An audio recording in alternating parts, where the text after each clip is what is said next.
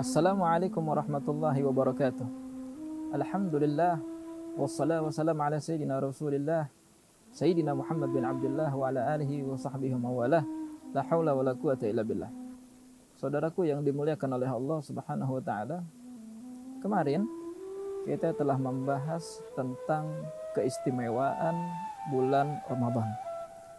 Saat ini kita akan membahas keistimewaan orang-orang yang berpuasa di bulan Ramadan dan keistimewaan ibadah puasa itu sendiri. Di antaranya adalah hadis dari Abi Hurairah radhiyallahu taala anhu wa ardhah. Qala Rasulullah sallallahu alaihi wa alihi wasallam, qala Allah taala, kullu amal ibni Adam lahu illa shaum fa innahu li wa ana ajzi bihi. Rasulullah sallallahu alaihi wasallam bersabda, dan Allah Ta'ala berfirman di dalam hadis kursi, semua amalan manusia itu adalah untuk dirinya kecuali puasa. Kalau puasa, kata Allah Subhanahu wa taala, itu ibadah buat saya dan saya sendiri yang akan mengganjar dia, dan saya sendiri yang akan mengatur pahala berapa banyak yang akan dia dapatkan, wewenang dari saya, kata Allah Subhanahu wa taala. Artinya semua amalan itu sudah tertakar pahalanya. Bukan dikatakan nal hasanat bi asyri amsalihha. Ya, satu kebaikan itu Allah Subhanahu wa taala ganjar dengan 10 pahala, 10 kebaikan, satu amalan baik itu. Artinya sudah tahu ya, kita bersedekah, kita menolong orang, kita menyingkirkan gangguan dari jalan, ya. Semua amal baik tersebut Allah Ta'ala akan lipatkan menjadi 10 kali lipat kecuali puasa. Kalau puasa hanya Allah Subhanahu wa taala sendiri yang tahu berapa banyak Allah Subhanahu wa taala akan melipat gandakan pahala orang tersebut. Dan ini menunjukkan bahwasannya puasa itu istimewa. Kenapa? Karena dinisbatkan langsung oleh Allah Subhanahu wa taala kepada zatnya. Adapun amalan yang lain dinisbatkan kepada masing-masing individu.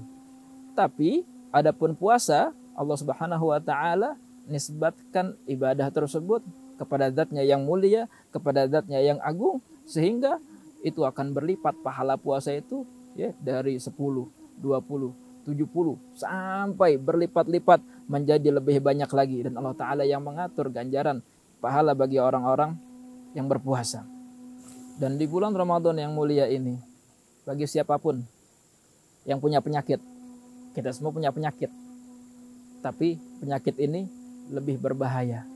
Penyakit ini sangat kronis, yang kalau kita meninggal dunia, penyakit ini nggak akan sembuh, malah justru akan semakin parah. Apa penyakit itu? Penyakit itu adalah dosa yang menggerogoti iman kita, dosa yang ada, yang melekat di dalam diri kita. Itu penyakit kita. Kita mau sembuh, ini waktunya. Kita mau sehat, ini waktunya. Sehingga ketika kita berpuasa, Allah Subhanahu wa taala akan sembuhkan diri kita dari penyakit. Bagaimana dikatakan sumu tasihhu. Berpuasalah kalian, maka kalian akan mendapati kesehatan dari Allah Subhanahu wa taala, bukan hanya sehat badan, tapi sehat hati. Diri kita bersih dari dosa-dosa yang menempel di dalam tubuh kita. Bukan hanya itu. Puasa nih, puasa. Sekalipun ya, kita berpuasa, kita nggak makan, nggak minum dari terbit matahari sampai terbit ataupun terbenam matahari, sampai maghrib kita baru makan. Itu kalau kita rasa-rasa begitu, mulut kita nggak enak, aromanya sudah tidak sedap lagi.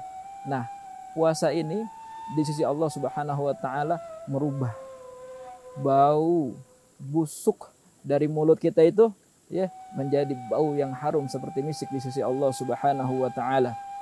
Hadis dari Sahal bin Sa'ad al-Ansari as-Sa'idi radhiyallahu taala anhu, ani Nabi sallallahu alaihi wasallam qala, inna fil jannati baban yuqalu lahu rayyan.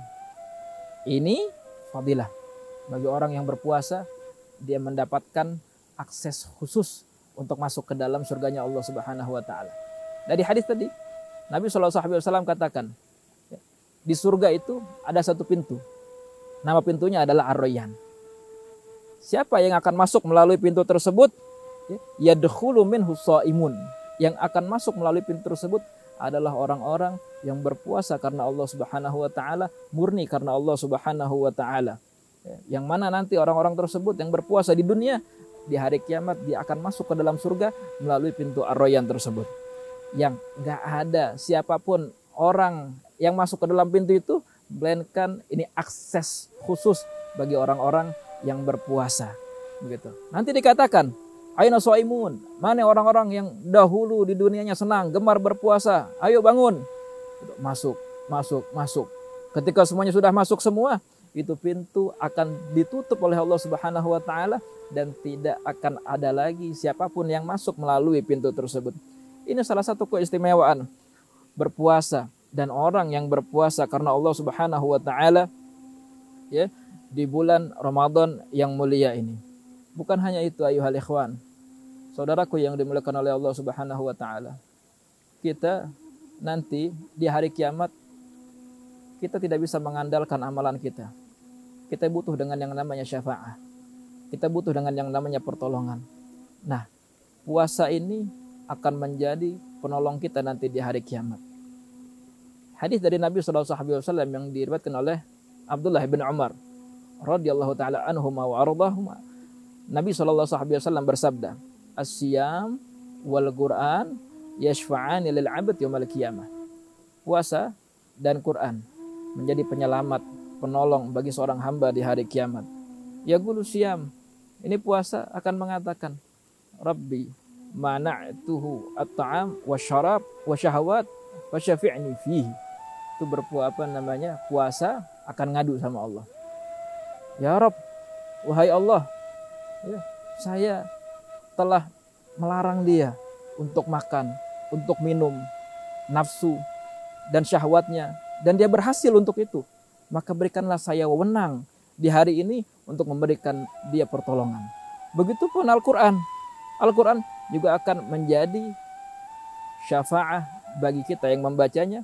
Itu Quran bahkan bilang nanti di hari kiamat kepada Allah Subhanahu wa taala, "Rabbi mana'tuhun naum al-lail fasyafi'ni fihi fayashfa'ani fihi." Ya Allah, dia baca Quran sampai begadang malam hari. Ya, dulu di dunia, maka sekarang giliran saya untuk memberikan dia syafaat. Ya, maka berikan wewenang itu untuk saya ya Allah, kata Al-Quran. Dan puasa juga Quran akan memberikan mereka syafaat yang luar biasa di hari yang sangat mengerikan tersebut. Semoga Allah Subhanahu wa taala jadikan orang semacam kita ini orang yang bertakwa, orang-orang yang berlumuran dosa Allah taala sucikan. Orang-orang yang semacam kita ini yang mungkin ya sedikit kebaikan dari diri kita dapat bulan Ramadan, kita menjadi orang-orang yang bertakwa, yang suci dari dosa dan mendapatkan syafaat dari apa yang kita kerjakan. Amin ya rabbal alamin. Sallallahu alaihi wasallam Muhammad nabiyyu sahbihi wasallam walhamdulillahirabbil alamin. Assalamualaikum warahmatullahi wabarakatuh.